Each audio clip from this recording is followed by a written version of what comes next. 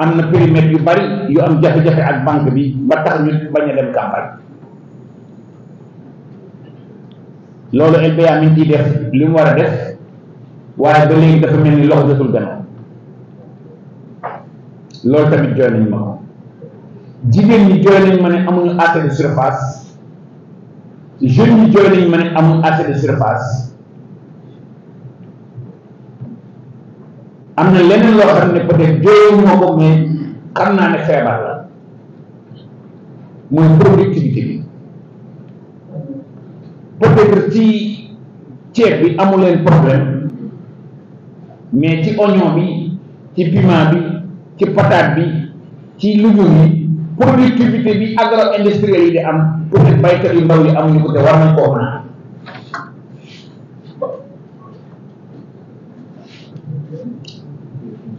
financement yi li tax mu peut-être loxo jotul gannaaw LBA rek moo fi nekk su fi LBA nekkul peut-être crédit mutuel ak microfinance ñoo fi nekk te seeni taux nit ñi jooy nañ ma ne taux yi dafa seet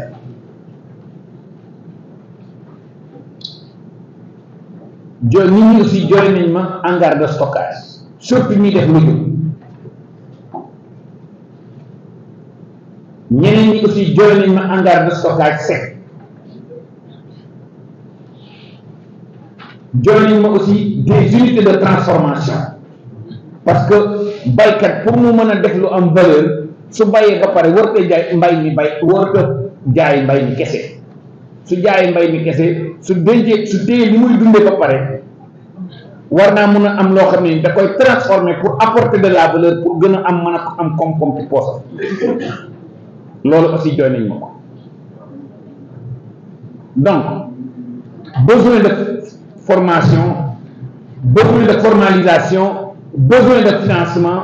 besoin de stockage besoin de transformation besoin de commercialisation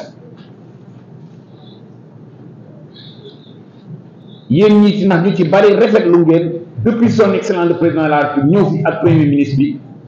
rafetlu ngeen jiw bi ak engrais bi ñëw bi mu loolu du ma wax fi ba léegi damay wax li ma fi dégg loolu mën naa ne mooy jooyu baykat piste rurale yi aussi jooy ngeen ko parce que nit dana bàyyi fenn pour génne la muy bay am jafe-jafe semence yi aussi qualité semence bi jooy ngeen ko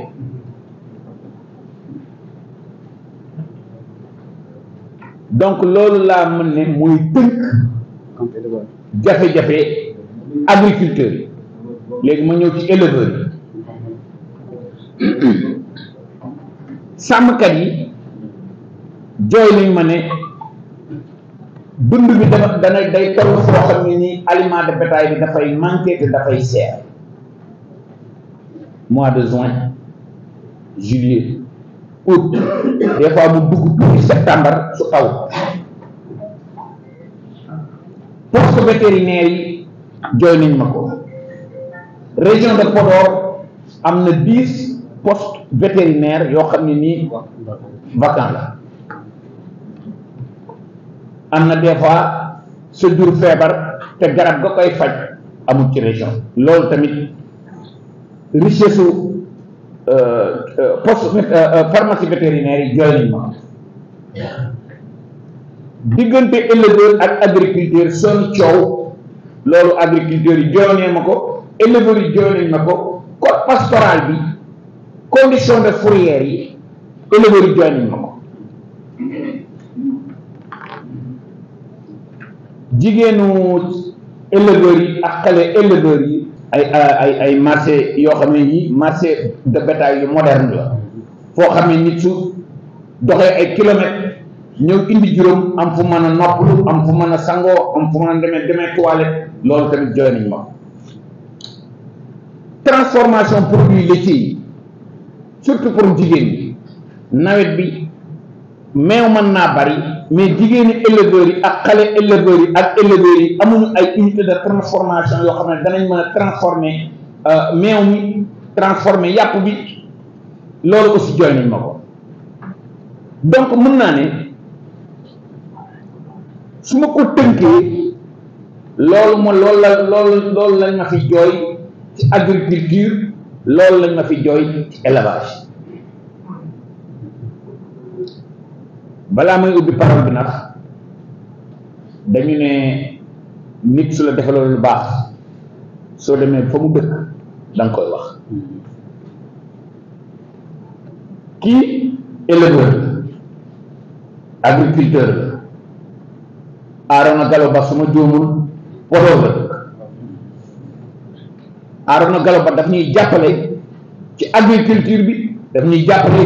ci élevage bi, ànd bu rafet ak ñii. su ngeen déggee ñun ne journée nationale de l'élevage réussite bi ko son excellence le président de la République ak premier ministre bi am mosu fi am, c'est parce que éleveurs yi dañ ci jàpp. donc yéen éleveurs yi maa ngi leen di remercier, di leen féliciter, te mënuma ñëw ba Podor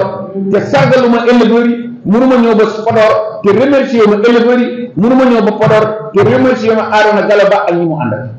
mooy Ismaïla Sow ak Sidi Bey ak Aliou Dembari ñoom ñëpp. Podor nag dama fi surtout la dernière réunion bi ma mujjee nii dama fa daje ay xale dana ay laaw doon su njum Amadou Anne ak la Coulibaly la astu ñu nekk ay xale yoo xam ne su doon dama doon définir lan mooy nekk sama profil idéal bu agriculture wala éleveur ma ne ñoom, parce que agriculture ak élevage fu mu toll fi mu nekk nii dafa war a méngoo ak jamono.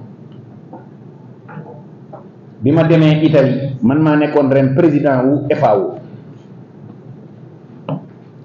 directeur général FAO dafa ma wax benn wax, daf ne ma Chine léegi téléphone ci jumtukaayu agriculture ak éleveur la bokk. mu ne mobile phone has become a new farming tool. mu ne ni nga yoree gopp di bay léegi téléphone gopp la, parce que jamono bi technologie bi digitalisation bi intelligence artificielle toll na foo xam ne ku bëgg a bay di nga yore lii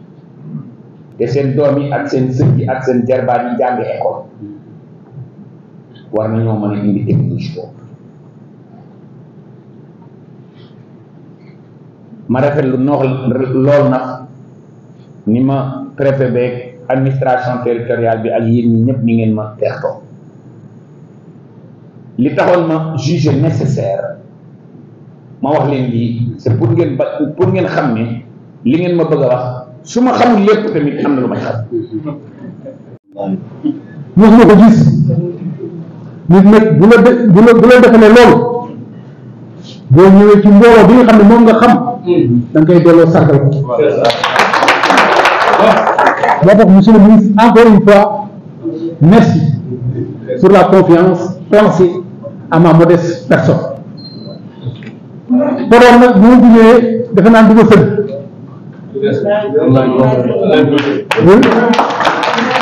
relation yu rafet laa fi am ba ba ma fi jóge donc président union yi président PUR yi président PUR yi les présidents des producteurs de tomates le cerise l'oignon le gombo les cultures de cru yéen ñëpp maa ngi leen di nuyu bu baax a baax di nuyu également les marabouts yi nga xam ne ñoo ngi fi Ablaye Sylla bi nga xam ni moo def ñaan bi 2009 dafa nekk fii chef de division mënu ma Alassane bi nga dem Màkk ma dem Màkk tasante foofu ak moom bi ma demee Màkk dama tasante moom 2019 moo tax moo xam ni ci nit ku baax léegi nag li ñu ngi fi tey ci département de Podor monsieur le ministre ñu woon Bakel dem na Matam ñëw na Podor tey dafa nekk une tournée au niveau de la vallée du fleuve Sénégal mu nekk une tournée extrêmement importante de suivi de la campagne. C'est la première fois mu ñëw fii ci côté bi mais bu fi ñëw ndaw ñu fi ñëw te ndawam moom mooy say donc ñu xam ni ñun moom la fi toog ñu ingénieur délégué bi ak équipe am muy seet direction générale ak toute l'équipe daaw ci compte saison chaude bi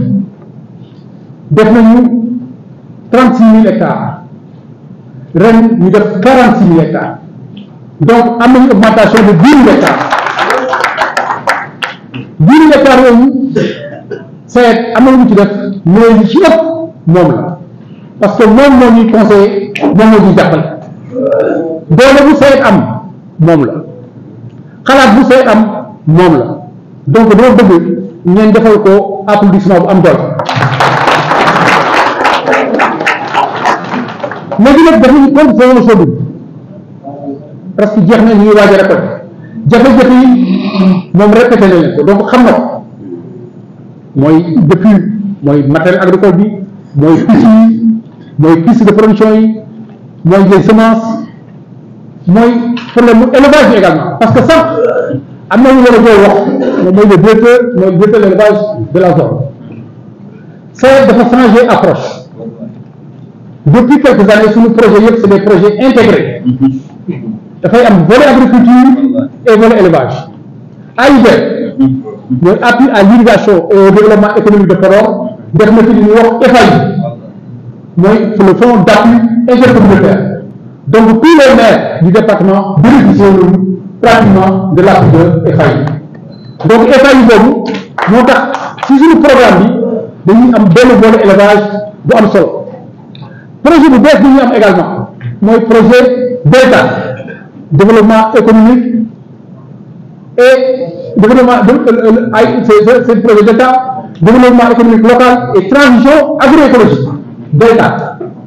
dafa am benn volet culture fourragère boo xam ni donc c'est changé na approche aménagement agriculture seulement mais dafay intégrer élevage dans son approche loolu mu nekk lu am importance. donc ñu ngi leen di ñaan ñi xam ne ñoo war a wax tey ngeen def une synthèse voilà synthèse bu leer boo xam ni da ngeen di wax seen jafe-jafe bu leen ko nëbb dara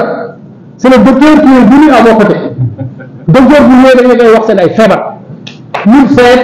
nëbbuñu dara mais yëpp leer parce que docteur yi moo koy fekk waaw wax nañ lépp li nga xam ne mooy seen jafe-jafe lépp li ñu mën mu def occasion ngeen am bu raar le ministre ñëw fi toog ak yéen c'est rare ministre ñëw donc ministre bu ñëwee seen wet wax leen ko seen feebar seet nëbbul dara na leer nañ ñu war a wax d'abord il y a les maires c'est qui maa ngi nuyu ñëpp je vais parler en wolof pour faire une synthèse plus facile pour vous tous même bu fekkee wolof bi déewul ko je tenais d'abord à remercier le ministre pour cette tournée qui a généré tant d'espoir parce que nous avons compris, nous avons écouté ce qu'il a dit, il a compris nos problèmes. Donc on ne va pas vraiment y revenir. Je remercie aussi la SAED, la direction générale d'abord, parce que les maires sont bénéficiaires du projet AIDER que le directeur a bien expliqué. Un projet qui a permis à la SAED de quitter le monde entier au Sénégal pour aller dans le Niéri et travailler pour l'élevage. Nous remercions le ministre de gestion du projet, le directeur de la délégation et toute l'équipe de ministre de gestion du projet AIDER. Malheureusement, le projet tire à sa fin. Et nous avons même aujourd'hui écrit une nouvelle requête qu'on va remettre au directeur général de la SAED qui va la remettre certainement pour demander un nouveau projet AIDER. Je voudrais aussi dire que nous avons reçu votre lettre circulaire parlant des partenariats publics-privés dans le domaine des coopératives agricoles communautaires. En tout cas, les communes du département de Podor sont prêtes pour s'y lancer. Cependant, il existe certains problèmes, surtout la procédure d'élaboration des fiches de projet PPP. Si la SAED ou bien le ministère même du plan pouvait passer à Podor et nous essayer d'expliquer comment faire les plans de partenariat public-privé concernant l'agriculture. Et je voulais poser une question. La superficie n'est pas déterminée.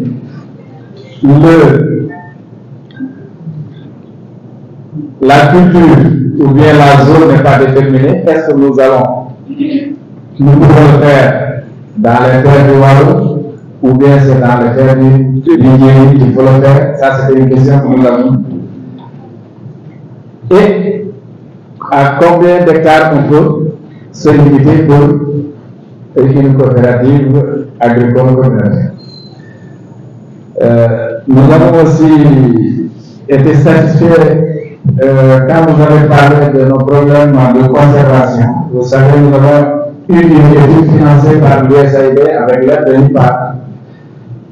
L'État a fait sortir que nous perdons, le département de Podor perd en valeur numéraire ou bien financière 6 milliards de francs par an concernant les produits post-récolte. Donc, une introduction de toutes les chaînes de valeur, surtout pour les produits de grande quantité. Voilà, non, il reste une demande. Nous avons aussi, dans le cadre du mouvement mixte des collectivités territoriales, l'ambition de créer un lycée professionnel agricole dans le département de Podor. La commune n'est pas importante où il sera implanté, mais nous voulons que l'ASAED, le ministère de l'Agriculture et le ministère de la formation professionnelle nous appuient pour la réalisation de ce lycée, même si nous avons aussi l'ambition de faire 4 zones économiques spéciales.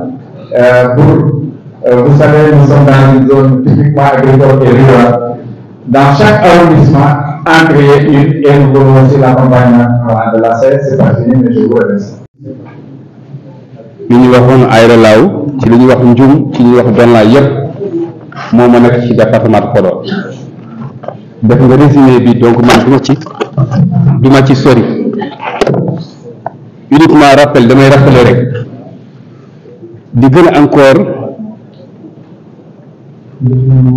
assurer li nga wax ni loolu mooy le vrai problème des unions hydrauliques ou bien ci l'agriculture dans le département de Podor. Les réalités ne sont pas les mêmes. xam naa suba soo demee Dagana da nga gis ñoom lu ñuy jooyatu ak ñun fii li ñuy jooyatu de Bakel à Podor c'est pas la même chose mais de Bakel à Podor presque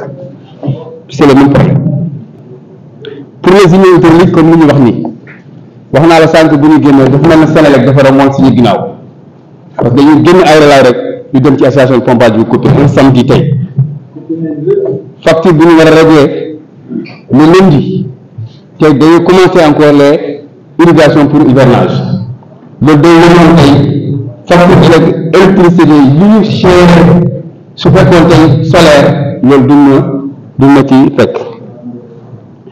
beneen bi encore les unions dañu ko ñu jox ci matériel agricole ba tey am na matériel agricole boo xam ne dañ ko joxe woon subventionné ko ay tracteurs mais ba tey amuñu presque seen obstacle bu ñu mën a assurer encore ci liggéey bi ba tey. Troisième position, nous voulons expliquer la réhabilitation des aménagements. Nous avons toujours à chaque fois. La SAED, si nous avons des droits, nous pour toujours gis suñu soo gisee ñuy def le budget campagne bu ñuy liggéey à 90% ou bien à 75% électricité moo koy lekk moo tax pour nga mën a réfectionner sa aménagement c'est un grand problème pour ci xaalis bi boo ko mën a assurer du temps moo tax SAED suñ ko mayoon doole boo xam ne déjà aménagement bi ñu ngi ko yokk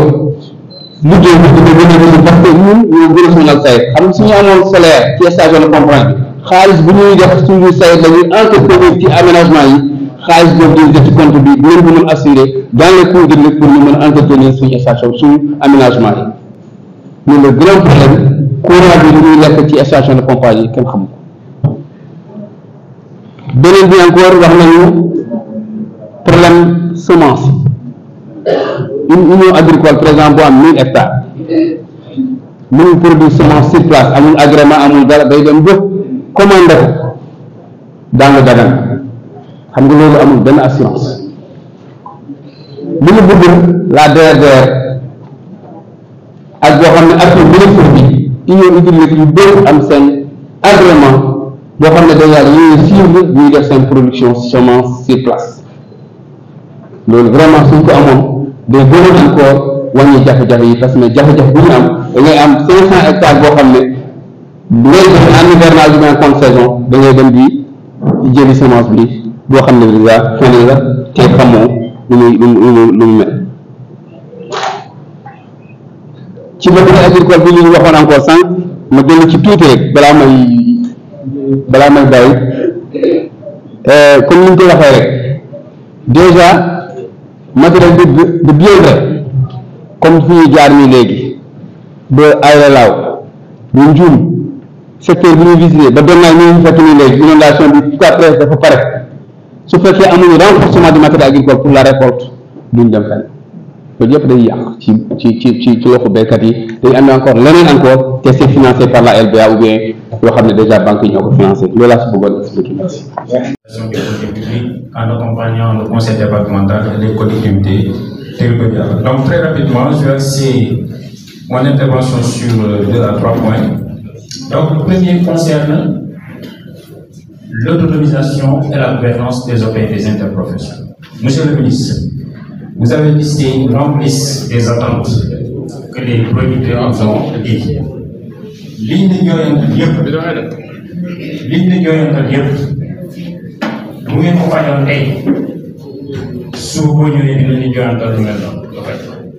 gannaaw suba boo ñëwee dina ñu joxantal lu mel noonu lu tax ma wax loolu mooy quel que soit le niveau d'appui des politiques publiques quel que soit le niveau ñi ngeen mën a dimbali producteurs yi tant qu'à la base on n'a pas des OP et des interprofessions qui sont autonomes dans le fonctionnement qui sont gouvernés de manière démocratique et transparente on sera toujours dans une ce sera toujours les mêmes problèmes qui vont revenir. Bu ma waxee autonomisation tey li nga xamante ne mu ngi xew par exemple dans la filière tomate avec le mécanisme de prélèvement on peut le reconduire avec la filière riz et la filière tomate parce que ay interprofession wala ay OP bu ñu demee ba bu dee réunion sax bu ñu koy def dañuy demander à la SAED de financer la réunion la restauration la salle ça pose problème donc il faut ñu dimbali interprofession ak OP yi ñu autonome avec des mécanismes de prélèvement. Aujourd'hui, avec 300 000 tonnes de paddy dans la vallée, un prélèvement de 10 francs, c'est 3 milliards. Avec 3 milliards, on peut régler beaucoup de choses. Mettre de production pour avoir un siège, pour avoir des voitures. Avec les comme nous l'avons dit, donc il faut avoir ces interprofessions-là et ces OP autonomes et aussi gouverner de manière démocratique et transparente. Si vous avez gouvernance démocratique et transparente, wax nga fi par exemple ñu joxe ay moissonneuses suñu joxe moissonneuse su dee amul ay nu mu tëddee sax on n'amortit pas matière bu mu mënti doon amortir on ne constitue pas de provision bi nga joxe moissonneuse cette année prochaine di nga ñaan beneen moissonneuse parce que bi nga joxe cette année su amul mécanisme yi ñu fi wax yëpp dina yàq même souvent bu dee ay pannes yu ndaw la pour réparer c'est très difficile di ñëw di réparer donc bref sur ce point là à la base c'est des OP et des interprofessions autonomes, démocratiquement gouvernés et transparents. Sans qu'il y ait pour des plans d'action annuels et tout ça. Pour nous développer, il faut une encadrement pour nous fonctionner. Deuxième point, par rapport à la productivité, je parle juste de la filière riz nous, on a fait une étude sur les pertes post-récolte. On a montré qu'au niveau du département de Podor, en 2022, toutes filières confondues, les pertes avoisinent les 5 ou 6 milliards. Maintenant, pour le riz, ça c'est pour Podor. Maintenant, pour le riz, nous encourageons à ce qu'il y ait des données probantes au niveau de la vallée sur les pertes post-récolte. Parce que, il n'y a pas de données précises, mais on pense des estimations que les pertes sont estimées jusqu'à 15 à 20%. Donc, pour participer vraiment à l'effort de l'augmentation de la productivité, de la production, je crois que c'est un créneau sur lequel le ministre peut agir. Avec la CED aussi. Le troisième point, c'est par, vous avez dit que les cadres peuvent être des écoles. Vous numérez l'IWARAMEL. Je dis, moi, j'ai aussi appris, moi, vous numérez l'IWARAMEL. En tant que chercheur économiste, nous me servons dans le Nord, depuis que nous avons importance le regain d'intérêt pour les coopératives. Association yu bëri ak organisation bëri ñu restructuré en coopérative mais defuñu pour une coopérative lu war a souvent da ngay gis suñu restructuré association bi def ko coopérative ñi jiite woon association bi ñooy bëgg jiite ñu coopérative alors qu'il y a deux logiques. Il y a une logique associative mooy conseil d'administration pour ce qui est coopération solidarité mais il y a la logique aussi société coopérative entreprise en capital social am nu mu war a doxee am nu mu équipe technique dédiée donc loolu ça manque au niveau des coopératives yi nga xamante ne en place. Voilà, il y a un dernier point sur les équipements, ça c'est juste peut-être un conseil. Il faut aussi parler sur les équipements, comment les mettre en place pour que nous répétions un peu le problème de la monnaie. Moi je presque à l'autre tracteur, mais voilà, très bien.